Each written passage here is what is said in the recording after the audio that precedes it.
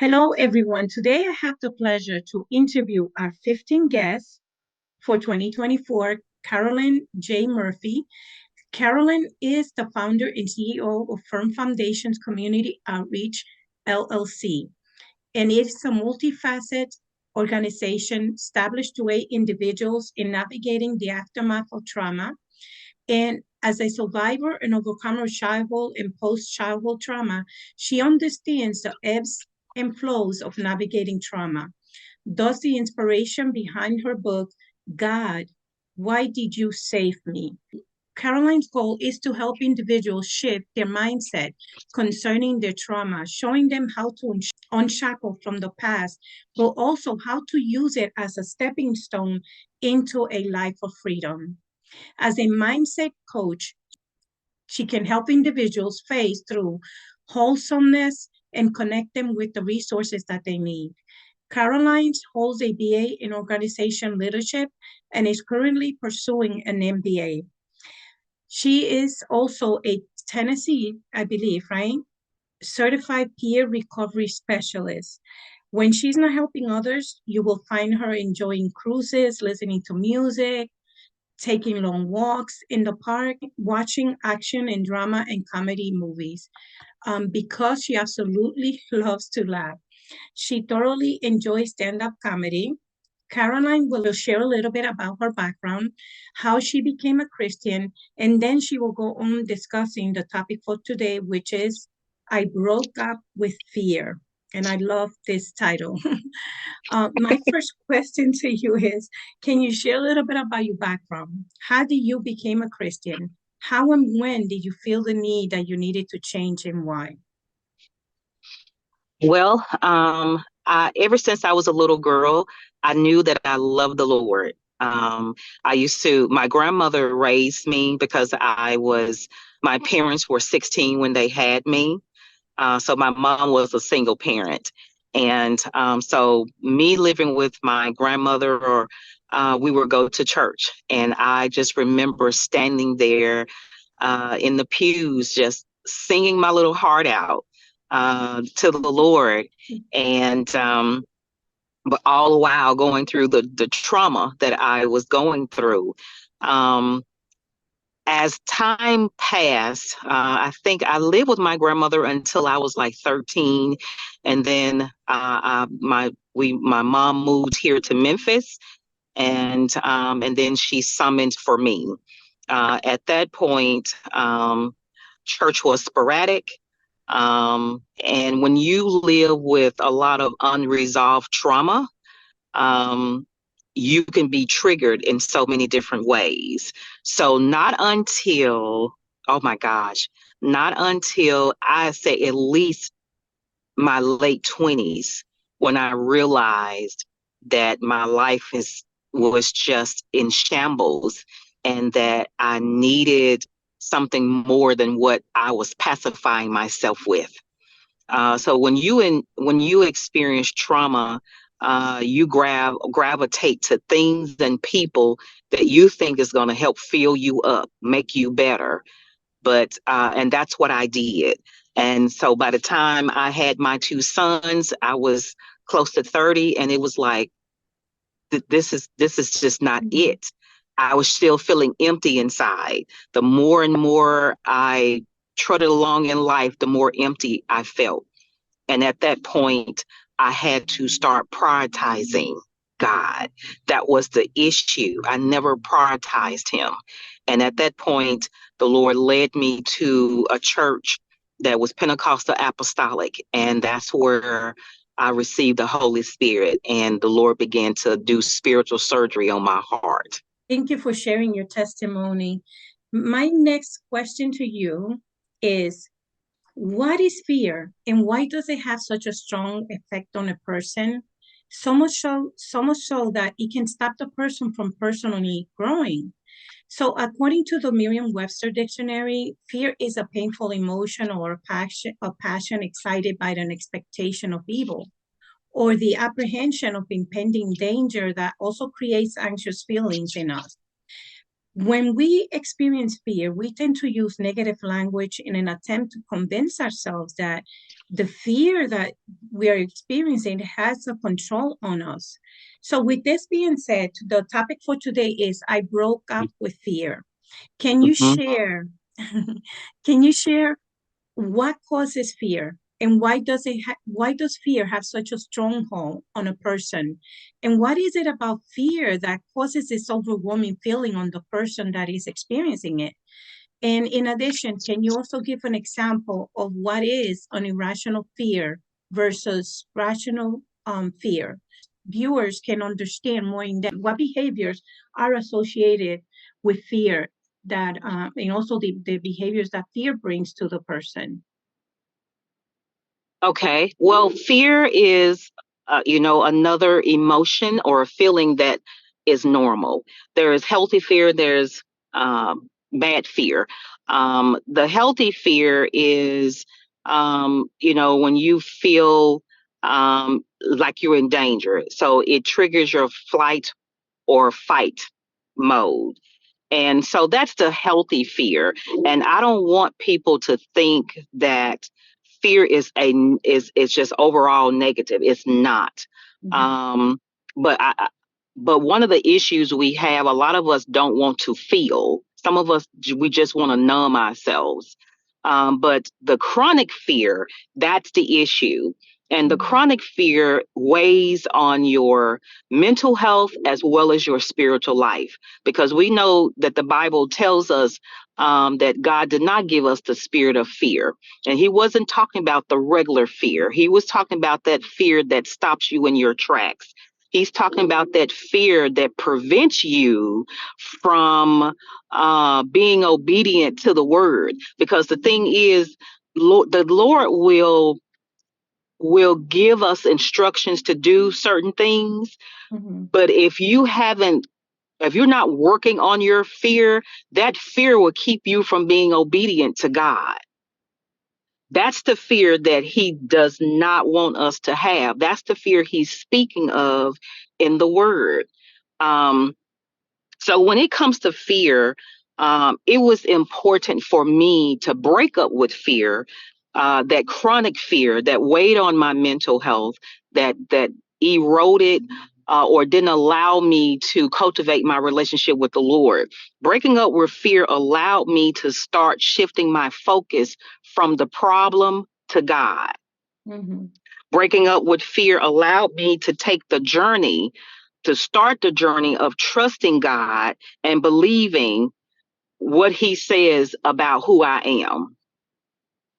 Breaking up with fear increased my appetite to live, because there was one point in my life where my prayer was, when I was a little girl, my prayer was, Lord, let me die in my sleep. Oh, mhm. And once I turned 8, after losing 3 siblings, my prayer began, was, Lord, why did you save me?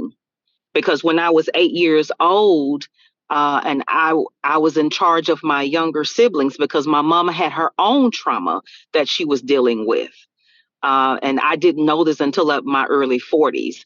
But I was in charge of my 2 siblings. They died in a house fire when I was 8 years old.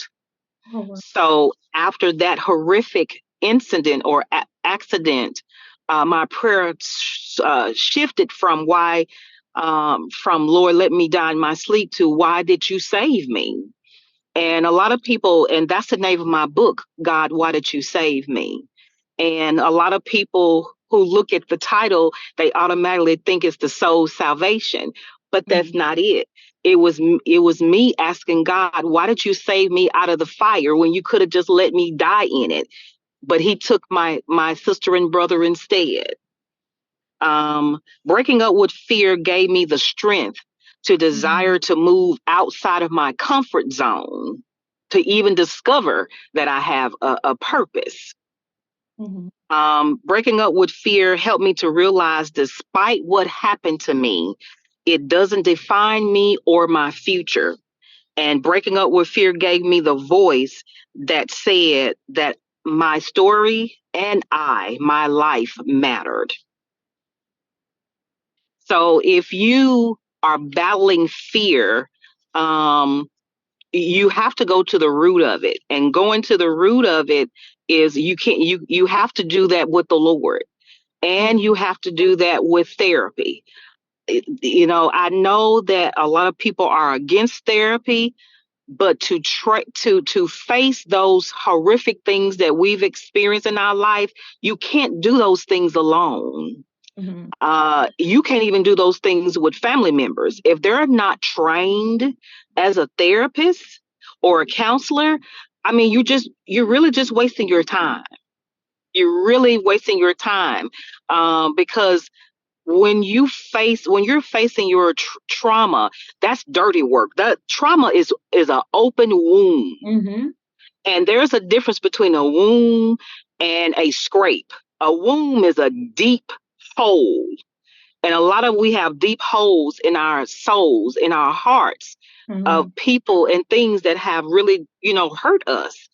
So when you start digging around in that wound, you're starting to scrape up stuff that you have just set aside or ignored or just pressed down. So fear will keep you from even realizing you need help, realizing that you need to move past it. Great clarification, and also thank you for sharing your story. That's a remarkable story. And like you encourage individuals that not just only do you need to obtain that help with in the community, but you recommended that it has to be through a therapist, a clinician that can help them really dig deep within, where that trauma is coming from. So that's, really important for people to understand that. And it's not like you're going to grab a self-help book and it's going to make it all better. I mean, it might encourage you, but it's not going to, it is in the long run, it's not going to heal you, and it's not going to close those wounds that are still open. So thank you for that great explanation.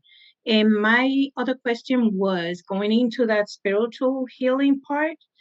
And you mentioned First Timothy verse 7, which is, for God has not given us a spirit of fear, but of power, of and love and self-control. So what do you recommend for a person who is currently struggling with fear? What has helped you spiritually in the past, and how did it help? So in combination with other community supports like you suggested, what type of intervention do you feel that a person who experiences fear can benefit, in the in the Christian perspective of within the church, and the spiritual side of also healing that trauma and healing that fear. Okay. Well, let's take a look at fear will keep you or prevent you from filling your purpose. Fear prevents you from realizing who God really is. Fear prevents you from trusting his word. Fear prevents us from asking and seeking help. Fear prevents us from knowing that we have a purpose. Fear will keep you from even going on the journey of discovering that you have a purpose. You will not move out of your comfort zone. So a lot of us, when we have experienced trauma, we don't realize that we end up building walls around our hearts. But we don't realize that our comfort zone, though it's a cute word, it turns into our prison. We end up being imprisoned. And so fear is the shackles around our ankles and our wrists. So you end up being bound in your own prison that you created in with the thought of protecting yourself from other people. So the where it started for me, when it comes to us as being believers, we first have to truly acknowledge that we need the help. We have to realize that just praying about the mental health, the mental illnesses, the trauma. Just praying about it is not enough. I'm not saying that Jesus is not the healer. Jesus plus therapy is complete and true healing. Mm-hmm. It's the reason why, because if you truly believe that God orchestrated everything, then he also allowed therapists and the other resources Mm-hmm. to come to fruition. We don't have a problem with going to the doctor for our high blood pressure or our, diabetes. Why do we have a problem with going to a therapist, someone that's outside of our circle that can give you healthy coping strategies, that will give you strategies to help you with whatever journey you want to start on. So there is no way to circumvent therapy. If you really want true healing, it has to be combined with your faith. So I first say, the thing is, your trauma, your hurt, your pains is keeping you from having a true relationship with the Lord, because you're not open to even be obedient to God because of the fear. We can render ourselves ineffective for the use of the kingdom because we're refusing to be obedient. If you are dealing with have dealt with trauma and you're dealing with the after effects of trauma now, but you keep hearing things about mental health, that's your sign to let you know that you need to go in that direction, because otherwise you'll never realize your purpose. There is a little story that says, that asks, where is the richest place on earth? Mm-hmm. And it turns out the richest place on earth is the cemetery. And I'm like, why is that's so? And the moral of the story is the richest place on earth because so many people died with their purpose, their aspirations, and their dreams due to fear or people around them that had the fear. Interesting. You mentioned again to the listeners that the person has to want to heal in Mm-hmm, combination with therapy, in combination with the spiritual side. So it's like a combined effort within mm-hmm, the community and also the spiritual side with, working with God. So God can allow the Holy Spirit to work on you and heal you and convict you. But the person needs to take that step and make a commitment. I want to heal. I want to heal. I want to be productive, and I'm willing to go and get the help that I need so I can heal. So I want to make sure that the listeners, understand that they have to want to heal as well. So going on to my next question. We understand that fear also has a spiritual connection. It's also associated with the past of trauma, the brokenness, and the woundedness. If the person is still operating as an unhealed person, like you explained a little bit about that in the prior mm-hmm, question, they may experience fear or allow fear to be in control of their lives. So fear mm-hmm, represents areas in a person's life in which they are not, which they are out of alignment. With their true self. And I believe that you touched on that, but it will be great if you can touch on that as well. Fear represents areas in a person's life in which they're out of alignment with their true self. Each area of our lives that we experience fear also allows that opportunity to gain healing and be restored. And in Psalms 34, verse 4 states, I sought the Lord, and he answered me and delivered me from all my fears. And this is David speaking when he was struggling with his fear. So by confronting our fears, we can gain that freedom from the change of bondage that fear creates, and once and for all, break all those chains. So how can a person confront their fears naturally and spiritually in combination? And any spiritual woundedness that manifests in the physical, therefore gaining healing in the spiritual as well, it can help transform that person in the physical. Do you agree with this statement? If so, why? And if not, why not? And what coaching strategy would you recommend for a person who is trying to break free from all that spiritual fear? Yes, fear is, as we stated before, it's spiritual as well as human. um the spiritual side of it, like I said, it hinders you from really cultivating a close relationship with the Lord. Mm, You, and like you stated earlier, the commitment, you have to want it more than you want anything outside mm, of God, mhm, because it's going to take a level of commitment, that's going to keep you there in that space. And what I mm, mean about that, um, facing your trauma, going and starting your recovery journey, it is not a clean it's not a clean journey. It's a dirty journey.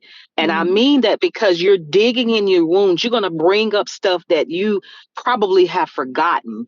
It's going to cause you to feel worse after therapy mhm, because you're starting to dig deep. It's just like somebody digging a ditch. You got to mhm, start with the shovel, and you got to I mean, the muscles that you use to dig that ditch, mhm, those are the same type of, that's a metaphor for digging in your wounds, because mhm, stuff that, it's just like stagnant water. Stagnant water begins to stink after so long. mhm, So it's a dirty job going to therapy and getting on that healing journey, because you're going to need that commitment every day, because you need to say your daily affirmations. You need to journal. There are mhm, so many different ways, healthy coping strategies out there. You just practice, or um, test them out to see what you like. So you can walk, you can exercise, you can journal. There's even some adults color. You can mhm, paint. So there's like 99 plus things that you can do, but you have to want it more than you want mhm, anything else in your life outside of God. And like I said, if you have not prioritized God, you need to put him in his rightful mhm, place now, number one, mhm, because outside of that, it won't work. Because you need to consult him to even see, Lord, who do you want me to go to for a therapist? mhm, And if you are a believer, 9 times out of 10, you want a believer as a therapist. So you need to ask the Lord, mhm. Lord, who do you want me to collab with? Who do you want me to partner with on this journey?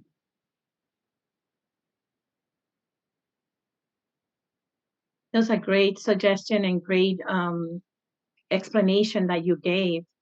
That not only along with getting that support also from the church, because you need that support around, like you said, it's a dirty work, and the person is going to go through those ups and downs, and they need to have that support system.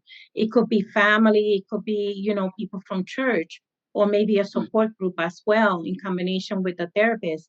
You mentioned also something very important, which is if you're a believer, you want to gear towards a faith-based clinician, so that way you can get that spiritual side of the trauma, to be able to deal with that spiritual side of the trauma as well. It's really important, and like you said, the person has to really be committed to want to do this, because like you said, it's a dirty work and it's really painful, and it takes a lot of courage. And but at the end you will have success, and you will win against that spirit of fear, because it's also a spirit of fear. And my next question to you is, how, as a Christian role model and mentor, How do you want to encourage all the listeners of this podcast today? Can you share a word of encouragement for all the listeners who may be experiencing some fear in their lives, or maybe they have experienced fear in the past? What do you recommend for them to help them overcome this, and whatever encouragement you want to provide to them? Earlier this year, the Lord gave me the phrase, your pain, your purpose is greater than your pain. Mm, that's a good one. But so actually I saw that on a post and I removed the your Mm, pain because that's taking ownership. So now I tell people your purpose is greater than the pain. mm, So if whatever you endured in your young years or even now, if you know that you have a purpose, know that God is going to use everything that we've had to endure. God is not a wasteful God. He already said in his word that he's what is that scripture? All things work together for the good of mhm, those that are called. And so everything that he's allowed us to come through and we're still in our right minds, he is going to use those things. And mm, so so the things that we've done, it can build character. But one thing that I heard, the situations that we've endured, it will either make us better or bitter. You mhm, have the choice. mhm, You got to make the choice whether you want to become better or do you want to continue to ride in the bitterness mobile. mhm, And when you decide to, so you if you never acknowledge that you need God, if you never acknowledge the fact that you need to cultivate and deepen your relationship with the Lord, if you never admit to the fact that you need a therapist, then you're leaning more towards the bitter part. You're leaning more towards mhm, bitterness. And when you do that, people don't want to be around you because mm, you end up becoming toxic. You mm, become, and nobody wants to be around. Life is already hard. Why do yes. you want to increase it for yourself as well as others? Mhm, So my biggest thing is we have a choice of whether we want to become better or stay bitter. We have a choice to know and say that affirmation that my purpose is greater than the pain.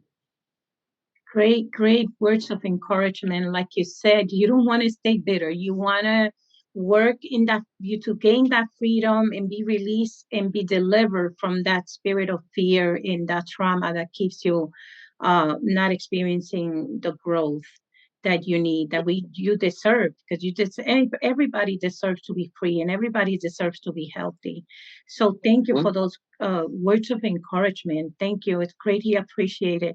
And I thank you so much for your time. I thank you for joining me today. And I can't wait to share this words with everybody. Thank you. It is my honor. I appreciate the opportunity. And I pray that I said something that will give someone strength to look into therapy and commit to that process.